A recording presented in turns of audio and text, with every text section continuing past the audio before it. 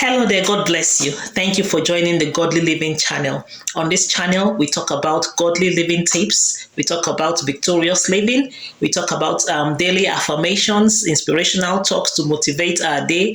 We declare the words of God, the blessings of God upon our lives. So you're welcome for joining me this morning. Today, we just want to look at the Bible portion. I just want to share this Bible portion with you. And it's Jeremiah 31 from verses 1 to 5. And I'm reading from the NIV version. And it says, at that time, declares the Lord, I will be the God of all families of Israel, and they will be my people. This is what the Lord says. The people who survive the sword will find favor in the wilderness. I will come to give rest to Israel. The Lord appeared to us in the past, saying, I have loved you with an everlasting love. I have drawn you with an unfailing kindness. I have drawn you with an unfailing kindness. I will build you again, and you, Virgin Israel, will be rebuilt.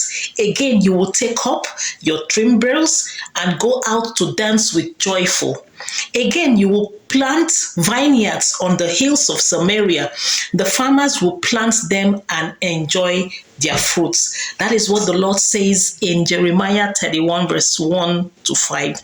And I think that's a wonderful Bible verse for us to just meditate upon today, even as we go about our daily activities. The Lord is saying that He's going to rebuild that which the enemy has pulled down. The enemy per se is, it could be, the enemy is anything that doesn't give you joy, that threatens your joy, your peace, your settlement, your happiness.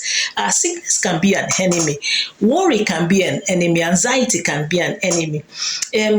Finances, debt can be an enemy. So when you want to achieve something and it's not going through, you're putting in so much and you're getting in little, that's an enemy. So the Lord is saying today that He's going to rebuild whatever it is that was pulled down in your life, whatever it is that was not going straight or going well. He's coming here to say that He's going to rebuild all the things that you were able to do before that you couldn't do. You are going to be able to do it now. He said you will find favor. That's verse 2. It says that the people who survive the sword. So what is it that you have survived? Some people have survived sickness. Some people have survived rough, trying to settle down maybe in a new city, or it might be trying to settle in with a new job, or even trying to settle in with school. Maybe you just got in admission into to do a project or to do a program, and you are finding it so difficult, and you are getting exhausted, and you are getting tired. Sometimes it might be a project you are trying to handle, and it's agitating you and giving you sleepless nights. So, but the Lord is saying, whatever it is that has caused you worry, whatever it is that has been a sword in your life, He's saying that He's going to give you rest. You will find favor in the wilderness. You can imagine finding favor in the wilderness. A wilderness place is not a good place. A wilderness place is a dry place. There's no water. Everything is just dry. So whatever wilderness, phase of life that we may be going through, He said that you will find favor in the wilderness. So in that wilderness situation, God is saying that you're going to find favor. And He said, I will come to give rest to Israel. So God says He will come to give you rest. You are Israel. I will come to give rest to Israel. He will come to give you rest. That's what He said. So you're going to find rest in every situation.